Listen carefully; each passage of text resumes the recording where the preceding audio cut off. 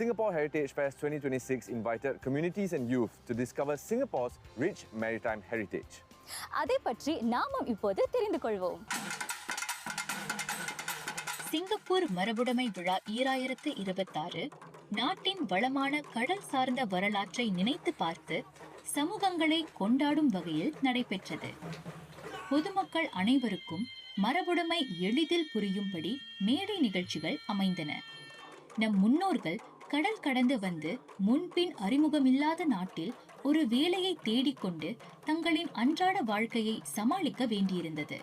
அவர்கள் சந்தித்த சவால்களை பற்றி சிந்திக்க தூண்டும் பல்வேறு நிகழ்ச்சிகளுக்கு ஏற்பாடு செய்யப்பட்டிருந்தது. கடல் வழியாக வர்த்த பாதைகள் உருவாக்கப்பட்டு சிறந்த வர்த்தகம் நடைபெற்றது. அந்த காலகட்டத்தில் திகழ்ந்த சம்பவங்களை தொகுத்து அவற்றை பொதுமக்களுக்கு எடுத்துக் கூறும் படைப்புகள் இங்கே இடம்பெற்றன. குறிப்பாக தற்காப்பு கலையில் ஏற்பட்ட மாற்றங்கள் இங்கே சித்தரிக்கப்பட்டன. கடல் ஒரு தடை இல்லை, அது கலாச்சாரங்களை சேர்ந்து வைக்கும் ஒரு வழிபாதை. இந்த வழிபாதை பாதுகாக்கப்பட்டதால் தான் இப்போ தென்கிழக்கு ஆசியாவில் இங்கே கலைகள், வர்த்தகம், போர்க்கலைகள் இதெல்லாம் ஒன்றோடு சேர்ந்து வந்திருக்கின்றன. கடல் வழியாக ஏற்பட்ட தொடர்புகள் வெறும் பண்டங்களின் பரிமாற்றத்தோடு நின்று விடுவதில்லை. உணவு, கலை, கலாச்சாரம், தற்காப்பு கலைகள் என்ற எண்ணிலடங்கா பரிமாற்றங்கள் இடம்பெற்றன. கடல் வழி சந்தித்தவர்கள் கற்றதும் பெற்றதும் மிக அதிகம்.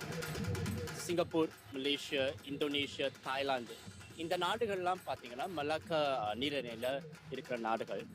அவங்களுக்கெல்லாம் என்ன ஒரு ஒற்றுமை இருக்குன்னா, நிறைய தமிழ் கலாச்சாரங்கள், அந்த சாயல்கள் நிறைய ஒரு ஒரு காமன் தீமாக அங்கே இருக்கும்.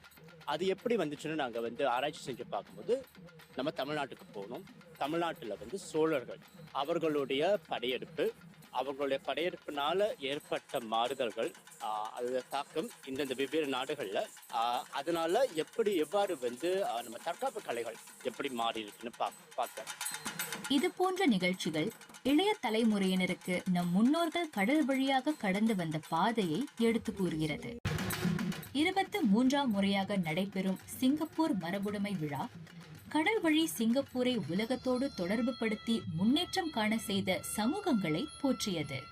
தீவு முழுவதும் இடம்பெற்ற கண்காட்சிகள், பயிலரங்குகள், கலை நிகழ்ச்சிகள் கடலோடு சிங்கப்பூர் கொண்டிருக்கும் ஆழமான, அழகான, அர்த்தமுள்ள உறவை மே மாதம் முழுவதும் நினைத்து திளைத்தது.